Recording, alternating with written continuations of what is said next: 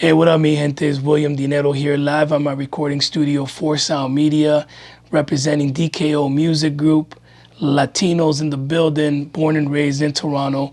My mother is actually from Argentina, my father from Guatemala, and I was a product of Canada. I was born and raised in Toronto, raised by Latinos. So growing up, my mother was from Argentina, my father from Guatemala, and I always tell people I'm licuado, literally licuado, because I was immersed between these two different countries. So one day I'm speaking one way, the other day I'm speaking the other way. And when people heard me speak, they're like, where are you from? It was actually confusing. I was like, I'm from Argentina. I'm from Guatemala. I'm Latino, right? So it was funny because I grew up literally eating milanesas and tamales. How weird is that? Extremely appreciative of that because I really got to embrace the Latin culture altogether, seeing the differences between South America and Central America and how they really influenced me, even with sound, in creating music. Taking in the music my mom was listening to was extremely different than what my pops was listening to. She listened to that, kind of like that Julio Iglesias vibe. No vayas presumiendo por ahí. But from South America, and she was very traditional with tango. She loved her tango, believe it or not. My father, on the other hand, very proud from Guatemala, loved salsa, but that Central American cumbia. Amor, amor, amor. Amor, amor, amor. The marimbas. So it was, for me, I'm telling you, one morning you're listening to this while they're doing the limpieza in the house, and the next thing you know, you're listening to the other side. So it was, like I said, the fusion between the two really influenced me in creating music in the future because I had a broader perspective. I actually got into the music via a garage sale treasure, which is what I tell people, because when I was a youth, my father came home with a box full of cassettes. In that garage sale treasure, we had Run DMC.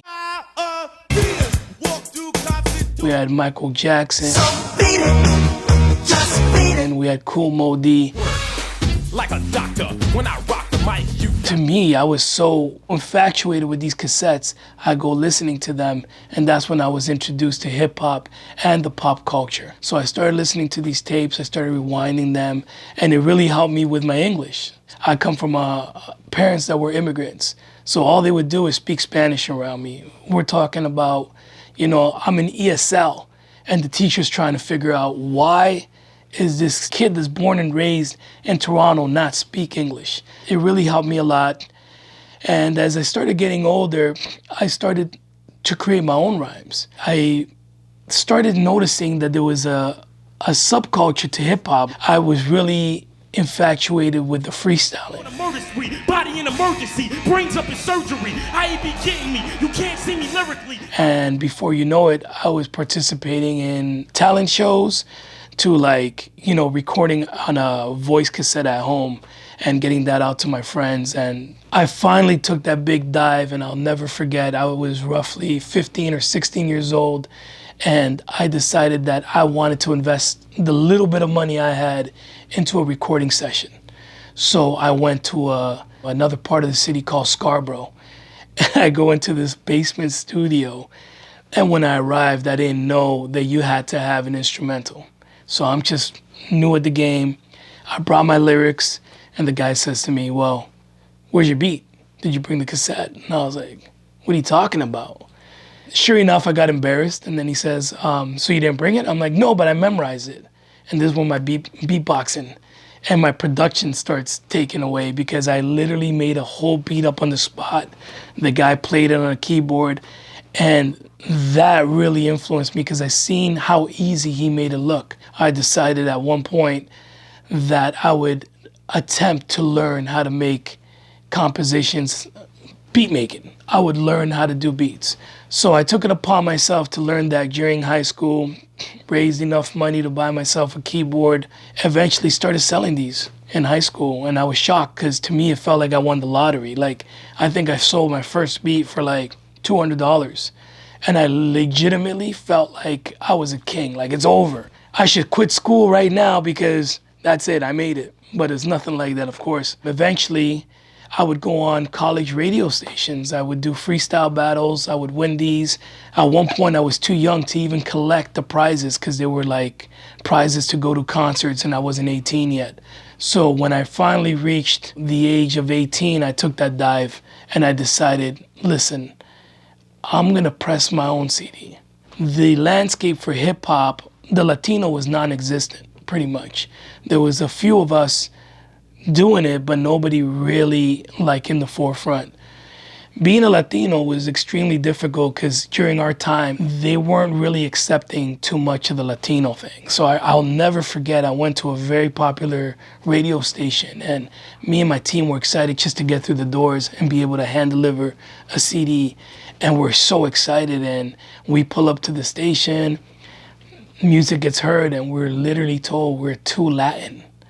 And I remember at that time feeling like, too Latino? We're rapping in English. What are you talking about? So now we're getting put in this box. Everywhere we go, we're the Latino rappers. That moment in my career, in my life, I didn't like being put in a box. So I was like, I didn't know how to appreciate it because I was young and I was immature still. However, being put in that Latino box is what made my career fast forward and tap into networks and resources that I didn't have. So while everyone was in a crab bucket trying to make it in Toronto and try to get out of here, I was already doing shows in the US, and I was getting invited to functions in the US and networking with artists that were appreciated over there. Don't get me wrong, super proud Latino. Like, you know, my parents, this is how I was born and raised. However, I think for me it was the whole feeling like we were being separated from a core group of hip hop MCs. You know what? You put us in a box. I ended up embracing the box, and we literally crushed it. I was part of a group named Code Blue. This is my motherfucking dream. This shit. Everything was done in-house. The music production, like the writing the lyrics, and even the graphic arts. Everything was done in-house to the point that we had our own clothesline. Everything was out of pocket, and we took that first dive. We did an album release party, and it was maxed out. Made so much noise in the city. If you were a Latino in that time and you didn't know about Code Blue, then you just were not in the in, like literally. Mandarle un saludo a toda esa gente de Toronto. Go Blue! These are the TS members of Canada. Go blow, Toronto, nigga. At some point, we get recognized and invited this event in New York City, which was called the Latino Hip Hop Summit in the South Bronx. And I want to say it was put on by Minister Farrakhan, as well as Fat Joe was involved, I believe. That's the moment where I seen that this was achievable. Being able to be in the US as a Canadian and being recognized even to be a fly in the wall was a major break for me, because I was extremely fortunate to share the backstage with Teo Calderon. Got to meet my idols at that time, Run DMC, even though it was a quick thing. Got to meet Reverend Run, and from there, the doors opened. So I reached a point in my career where I decide that, you know, I'm battling some demons and, you know, my mind's all over the place, and I decided to focus on, you know, behind the scenes songwriting, doing music production. I put away the Code Blue stuff. As God would have it, you know, God's plan, music just kept biting me, just kept nipping at me. So the moment you put away all the things, tuck them away, and we take things for granted in life, the universe has a way of calling you back. So here I am, not necessarily turning my back on music, however, I'm putting it to the side like a side piece. And the universe is saying, no, we're not gonna let you go. We're bringing you right back. I would eventually get a recording studio and start a new path, a new career change, and focus strictly on songwriting and production. And, you know, by the grace of God, I was able to meet and network with the right people. It actually opened up a next door into my career in which I meet Snow. I'm watching him on the computer and I'm seeing his latest release. And I said, oh man, I'd love to work with that guy. He's so talented. He's a legend. A week passes by, Pitbull's in town, and his team wants to swing by the recording studio, and I think they're gonna do a song with Snow. I was like, wow, all right, let's make it happen.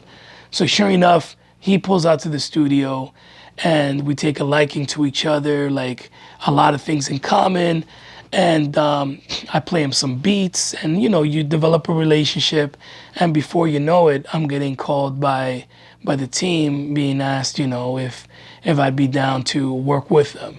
And that turns into me working on music production. Next thing you know, I'm helping with, you know, all sorts of different roles.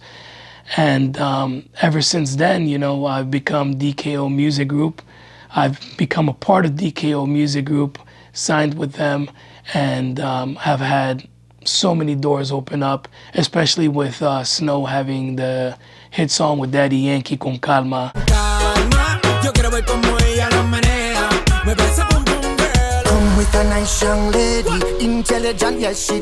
That was a great experience as well, and I feel extremely fortunate to have been part of the DKO Music Group team in getting to have these experiences.